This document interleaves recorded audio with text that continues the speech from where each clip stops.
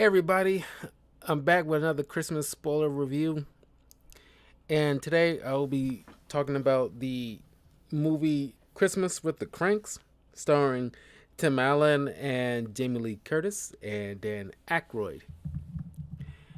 And uh, I remember liking this well enough as a kid, but I guess as I got older, I don't hate it, but I just recognize the more stupidity involving the plot and certain choices the character make that it's like kind of idiotic.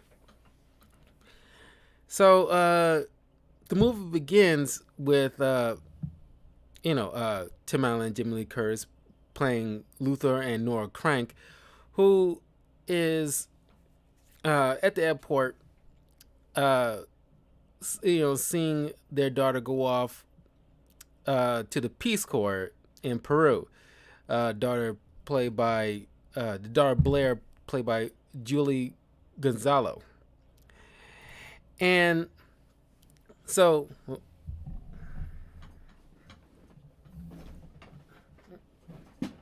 sorry, chair is like falling down on me. The empty nest syndrome starting to set in with the couple, and this is supposed to be set in Riverside, Illinois, but it's clearly L.A. So it's kind of like, especially with like the faux snow you see here and there throughout the film. So they stop off at the grocery store, and this is kind of like so. It's probably the most realist part, because I've been in this particular situation with a couple of girls where the wife sitting in the car needing some stuff like some I forgot the other thing, but white chocolates and something else. So it's pouring rain right now, and it's like I forgot my umbrella. But it's like, oh, I still need the white chocolates. That's like, that can't wait. You need that white chocolate that bad. I have to go through this rain. You see, what fellas have to do for women, and she gives him like a stink eye about it, and it's like, because I literally have to done this for girls, not like white chocolate, but items like that where it's like, hey, I gotta can you go get this stuff like that? It's like it's kind of like a long walk, and it's late, or it's raining, and it's like, but it is a pain in the ass kind of feeling. Guys would know and understand this. So he goes inside, gets one of the items. We couldn't find the white chocolates, and then she says like, did you ask the butcher? Like, and like the look on his face is like kind of, honestly, like, I understand. This is probably the most understanding thing I felt throughout the entire film. It's like, because the idioticness of the dialogue, that she gave him. It's like, why would I ask the butcher where the chocolates are? And then she just gives him this cold stare. Like, you just, if I was Tim, I was like, yeah, I get it. They're married, and it's like, just don't bother arguing and whatnot. But it's like, I'd have been like, you can stare at me all you want. You go in there in this pouring rain and ask the butcher where the chocolates are. Because eventually you got the chocolates from him, because it was just like, it's so stupid. That entire thing is like so doggone stupid. Cause like, what, just, I don't know how often she shops there. She probably just knows the butcher, and he knows where like the certain things are, or where like to get like the fresh stuff or whatever like that. So he gives her the hookup kind of situation. Probably that kind of thing. But she could go in and either tell that from the jump, like, oh, if we don't fight it right away, ask the butcher, so that way he doesn't make 2 trips. That's because that's the irritating part. That's the whole point of it. He had to make 2 trips over something, so insignificant at the end of the day. But uh, he gets drenched, frustrated, and then sees this little ad about like this Caribbean cruise. Then he starts, Luther starts crunching the numbers and realized that last year, and I'm not sure how often years before that, but last year they spent over $6,000 on Christmas when it comes to like the festivities, the decorations, food, and that kind of stuff. And they decide, okay, well, we, our daughter's going off the Peace Corps. It's not necessarily to celebrate. It's just gonna be just the 2 of us.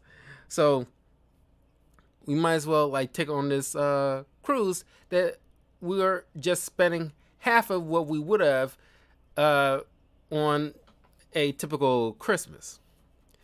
Yeah, just to go on this cruise. It's like a 10-day cruise. So she's elated. She's like, oh, okay. As long as we give, $600 to the church like we typically would. But he was adamant because the catch is they got to do a complete boycott on Christmas this year. It's like no the decorating, no parties, none of that. All of it done. So this one, like, at work, which I don't know why he needs to make that kind of freaking announcement at work, but he sends these like letters at his job is excuse me, office workers, I guess, who like to show up for like festivities or expect stuff from him every year. Just announced that this is like he's pretty much canceling Christmas for his family this year. And throughout the freaking neighborhood, everybody losing their fucking minds. And it's like, and then Dan Aykroyd playing the role of Vic Frohmeyer, and is pretty much trying to like guilt trip him into putting up a Frosty the Snowman decoration on his house, because I guess his house is the only one that has no decorations. Like, why do y'all care? It's just like the level of like obsession over getting everybody to participate, and then it's like this particular couple is catching the ire of this freaking neighborhood.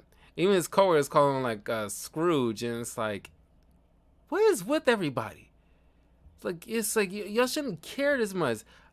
Like, would y'all, if there was like a Jewish family on the street, would y'all give them this much freaking hassle? Or Hindu people? Or the Amish? I don't know about Amish celebrate Christmas or not, but you know what I mean. So hijinks ensues where you got like people out the neighborhood, including people's children who got nothing better else to do, to go they don't want to go to no France house, go to no mall, arcade, amusement park, or no other parties they want to go to visit, no work. It's like y'all have spending so much of your time out in front of these people's houses chanting "Free Frosty, free Frosty." And it's like fuck off. So they had like this a few weeks before they leave on Christmas Eve for the cruise, and they're getting hassled by excuse me, certain people while they trying to like, oh, let's work on our tans, and then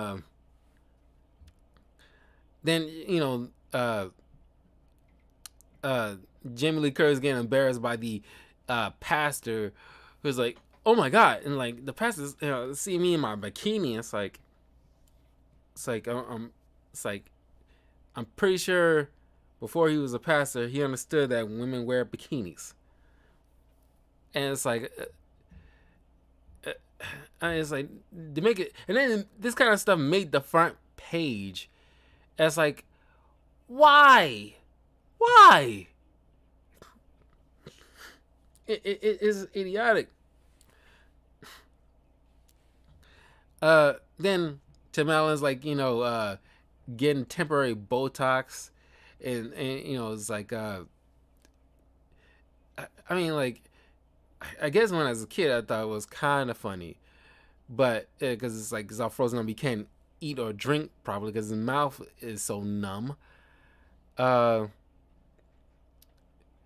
then you got this little side thing with this grumpy old man that lives across the street who has a wife with she has cancer that eventually you thought it was in remission, but it came back. So I guess because of that, he's a little bit grumpier, but he's constantly like poking at Tim Allen, calling him old man and stuff like that. You got this weird cat that's somehow on Tim's property, and he keeps accidentally stepping on this thing. Uh, the the one slight funny thing that I got a kick out of, more so got a kick out of more so than I thought was funny, is the fact that after Frohmeyer and the neighbors, get a bunch of carolers to come sing on. First of all, why would you convince? If you were a caroler, why would you let somebody else tell you to go on somebody else's property to sing? Like, oh, to raise their spirits. Like, you don't know them. You can at least, like knock on the door and say, would you like? I don't know how carolers work. I don't see carolers like that unless you maybe go downtown. Maybe I'm not sure because nobody really does. People really go door to door to sing caroling because that'd be so freaking weird. But it got so annoying that Tim eventually takes a water hose and hose down his walkway so it's frozen over, and the careless start tripping over each other, and the neighborhood cat is like frozen in place. So yeah, I got a little bit of kick out of that because that seems like something that, like I would definitely do just for kicks. Uh, but uh,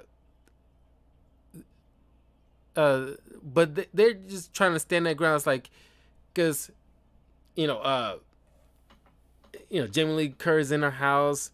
Who knows what she does for a living? She's just like a housewife or something. Because you only see like Tim Allen's workplace, but people outside trespassing on their property. They can't call the cops because the local cops that I'm assuming they know always come to everybody's door to get funding for like the policeman's calendars, for like charity and all this other stuff, and they like can't.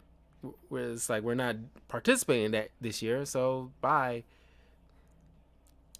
So now it's like, oh, they're not gonna help because they're in their freaking feelings over a calendar.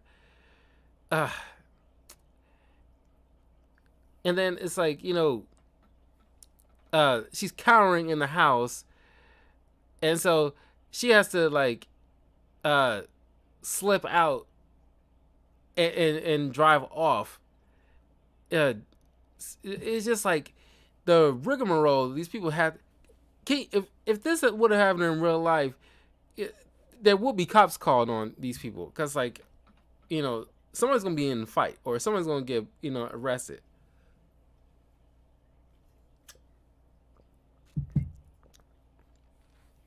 It's pretty damn idiotic.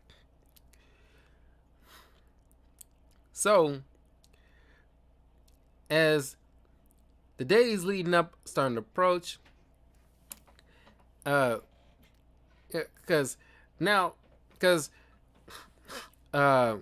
Jamie Lee Curtis's character is usually the more empathetic one, But after this constant harassment, she's like, okay, F these people, especially after the whole newspaper debacle. Like, F these people. And this is like not too long after like they found out about like the whole cancer situation, and they pretty much like lost sight of that until the tail end of the film. Doesn't really need to be didn't really need to be added just to try to add more like heartfelt, cheesy, I don't want to say cheesy, but like heartfelt, like sorrowful moment, something that could have been worked into a little bit more if you wanted to highlight certain things like that, because I imagine there are plenty of people who are going through the holidays in a kind of like a slump because they have a debilitating disease, and you know that's something they could have easily spoke on about, but they dropped that fairly fast. So Christmas Eve is finally here.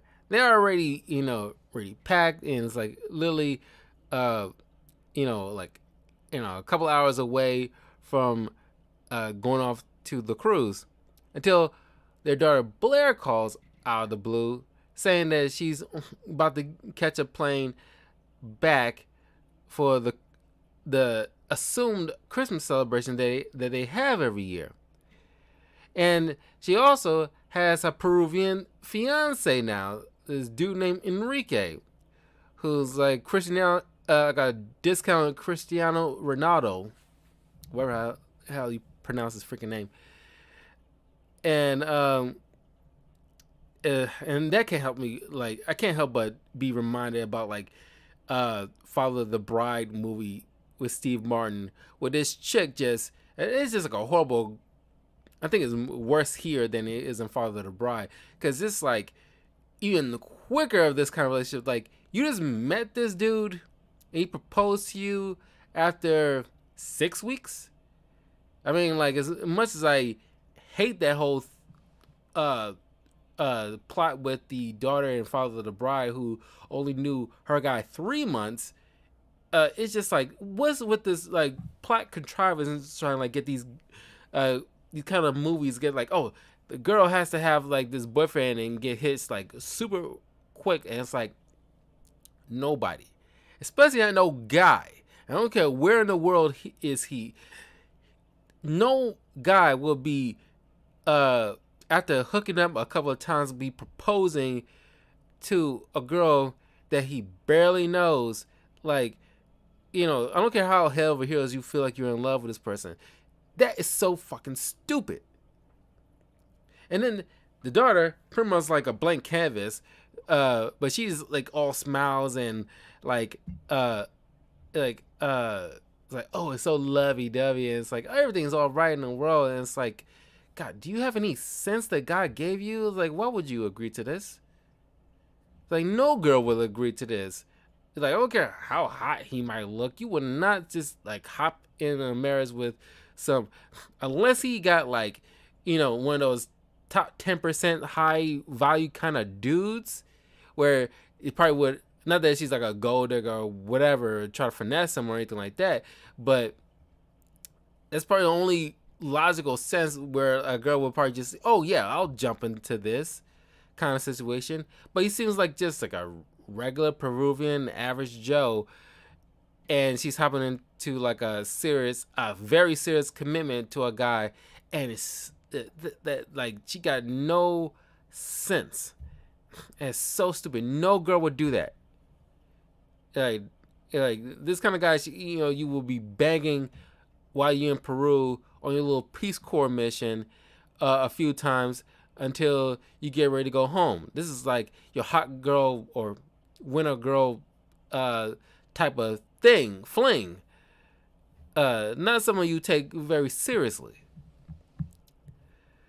But anyway, now Jamie Lee Curtis pretty much turns on her husband, and it's like calling him an idiot. Now it's got, we got to get everything set and ready because you got 12 hours before the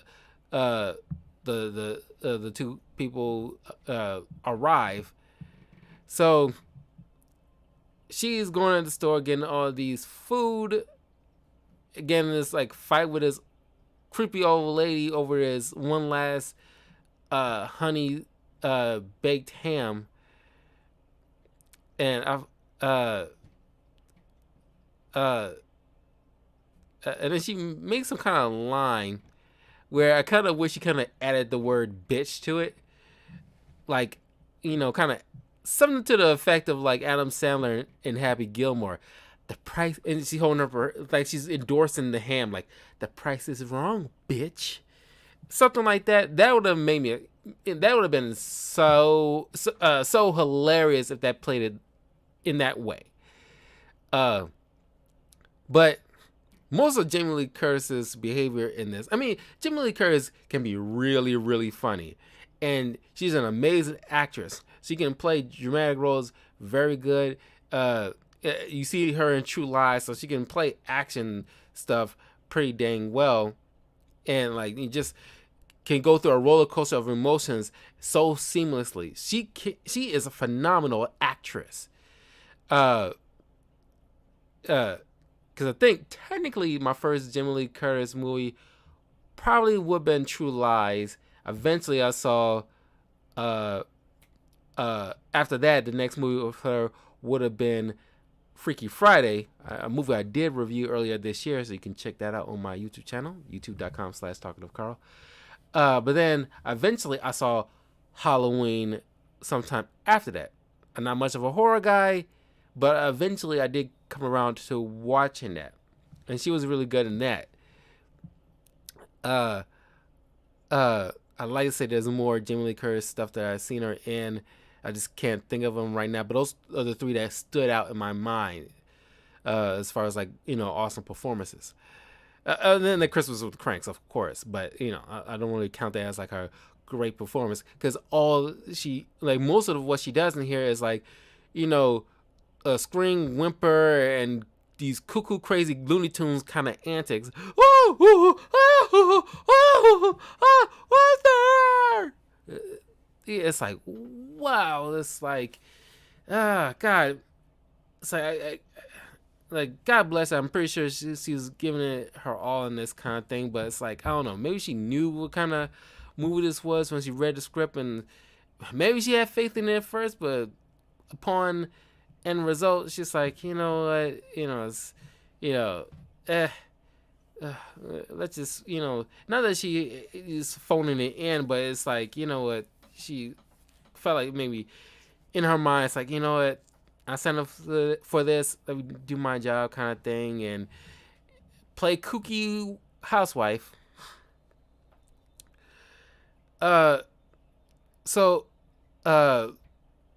Luther, by the way, had to find a Christmas tree, and because he blew off the people who normally come by his house to give his family like the one of their best ones, now they're like playing him like a fool by trying to sell him this rinky-dink tree that has barely any pines on it. So now he has to go to one of his neighbors and ask him, since he's going to be visiting some in-laws with his family, he's not going to be using this tree for the night. So he asks, like,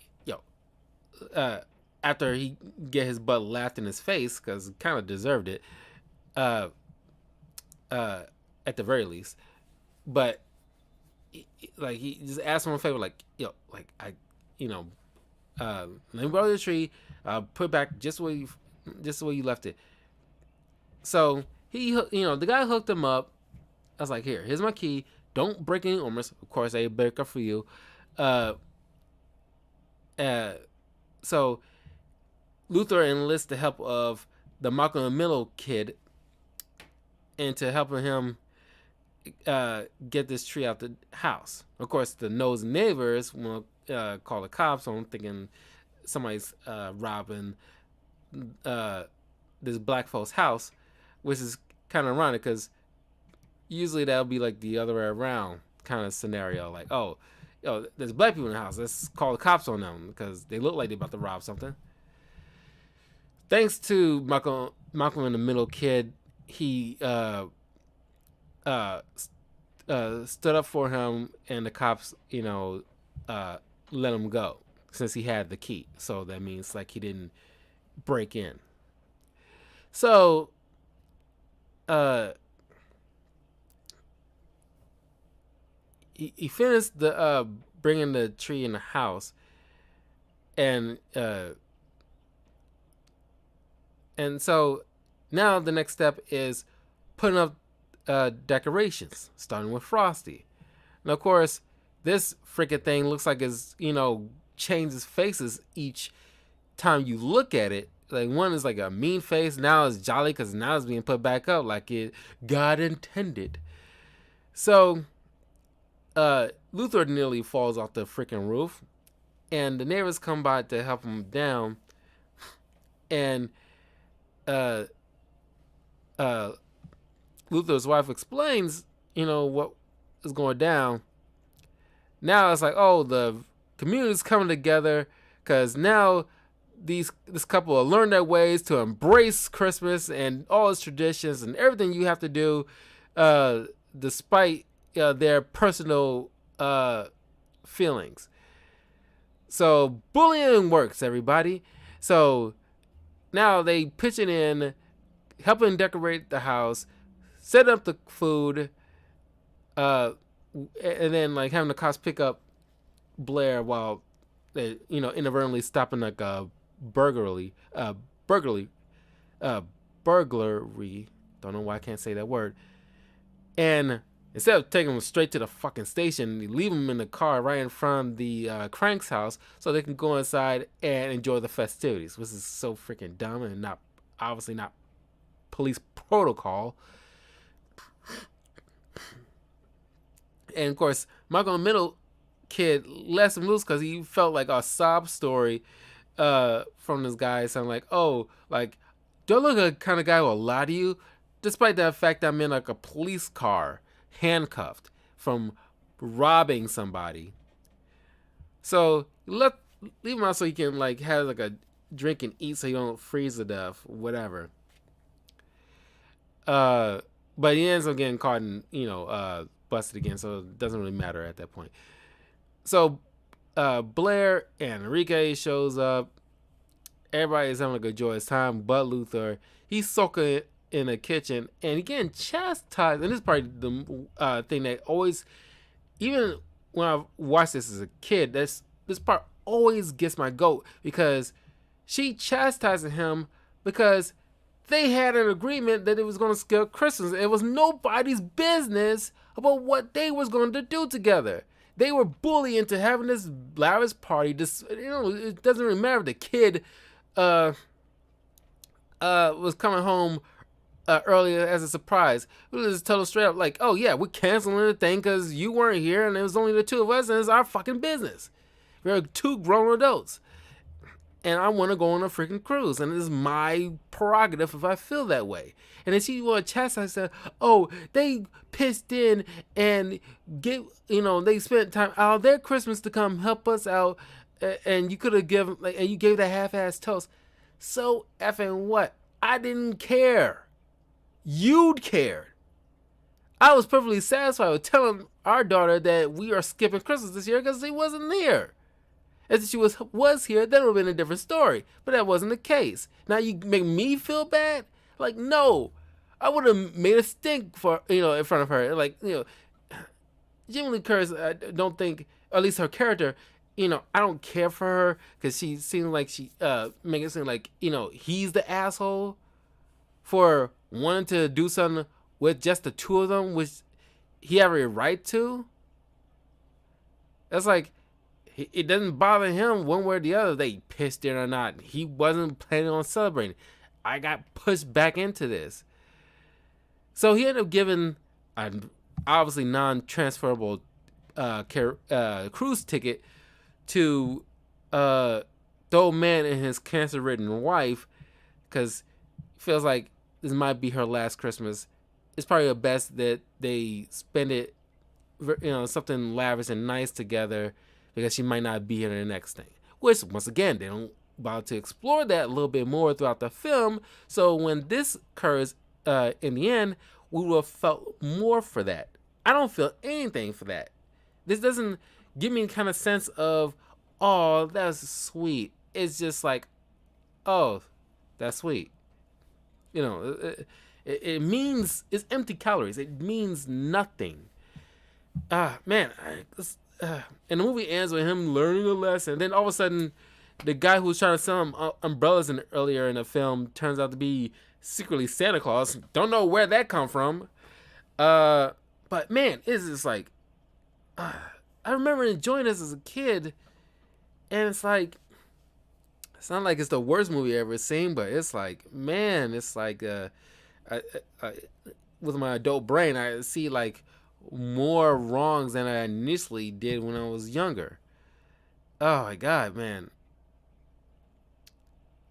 And it's a shame because I like the actors involved. At least, I like Dan Aykroyd, Tim Allen, and Jamie Lee Curtis. Typically in things, but and this, like, the material is like, lacking, and it's, I don't know. I don't want to jump the gun and say like, oh, they were half-assing it. I don't think so. But I don't know. Maybe they needed like a good, the draft needed a good once over one more time.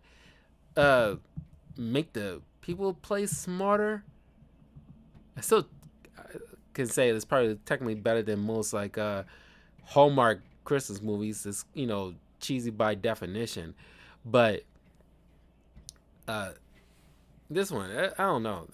It would have been played better if it's like the couple, the neighborhood respect their decision, and the couple themselves grow to start to, like, you see all these festivities, people having fun, everybody's minding their business, they're not intruding or trying to push their agenda on this couple, but they see, gradually they see everybody's like enjoying the festivities, and then at the tail end they having like second thoughts about the cruise. They're looking at the ticket right now, and because 6 weeks ago they would be like they're ecstatic about the decision because it was a kind of like a spur of the moment type of decision, but now as the weeks press on, certain things, it's like, we want to stick to the boycott, but I want to, like, go caroling.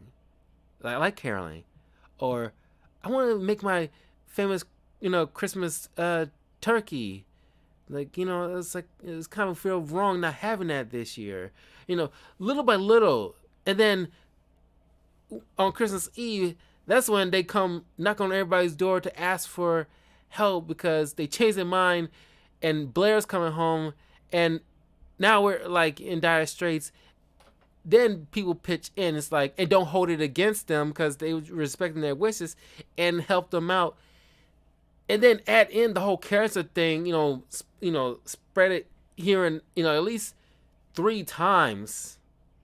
I mean, like, not just like in like spurts 3 times. I'm talking about like, spend at least 3 minutes 3 times throughout the film talking about this and how the neighborhood feels about this lovely lady who people seem to care about going through this. And that's when, like, the whole giving the tickets to this old couple would have played better, in my opinion. That's, I think that would have worked better for Christmas with the Kranks. And you can still have those comedic moments. But it's just like, and then give like Blair some freaking agency, or at least not play her dumb, like, instead of like hopping into a marriage, just say like, oh, I have a boyfriend I'm bringing to Christmas. That would have been like play a little bit better, a little bit more palatable, and make more sense. Like, oh, she met this guy. I told him about all the Christmas stuff that we enjoy, which he never celebrated. I really like this guy. I want to bring him to meet the family. Things like this. That would have been played a whole lot better. And leave out the whole Santa crap. Because, like, this is not the type of movie that has secret magical Santa that offers nothing to the plot.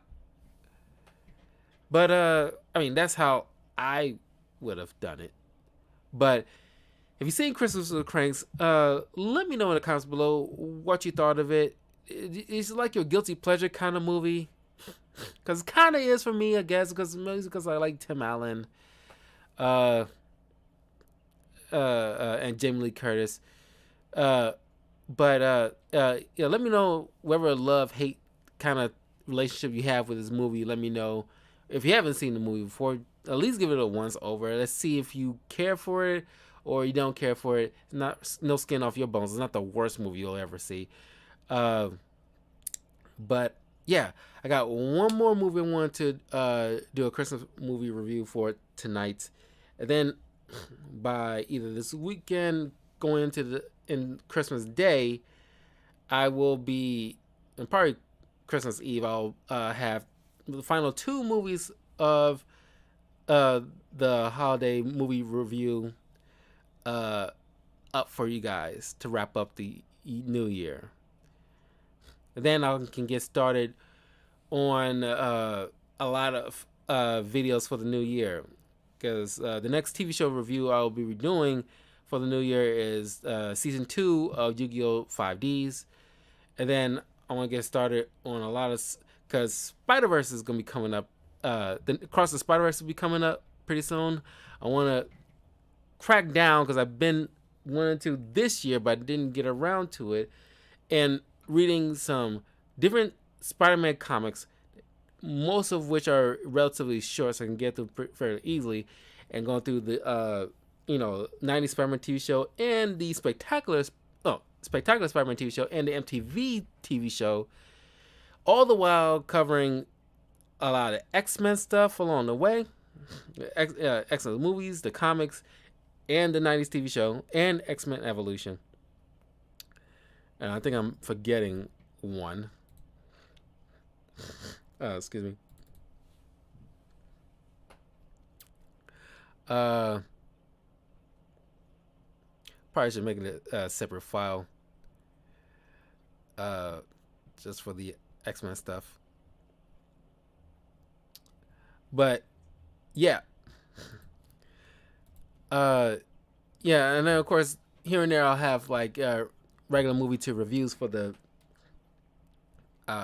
regular part of the year, but also like certain stuff for February, for Valentine's Day, Black History Month, as well as like a couple of stuff for Father's Day and Mother's Day, and of course like later on in the following Halloween and next Thanksgiving, next Christmas, that kind of stuff. Of course, those things are locked in, but the rest of the year, it's gonna be expect a lot of X-Men stuff, a lot of Spider-Man stuff. I'm gonna stick to those primary kind of things. But anyway, and then of course I got my anime psychology videos I want to wrap up. I mean, get because I'm already like partially through the first draft of the next psychology video I want to do for the since Ash Ketchum's final arc is going to be wrapping up. Then his last arc will be coming up, at least for the English, within like a little over a year, depending on how or when the Japanese is going to be wrapped up. So it's going to be pretty apt that I'm going to be covering like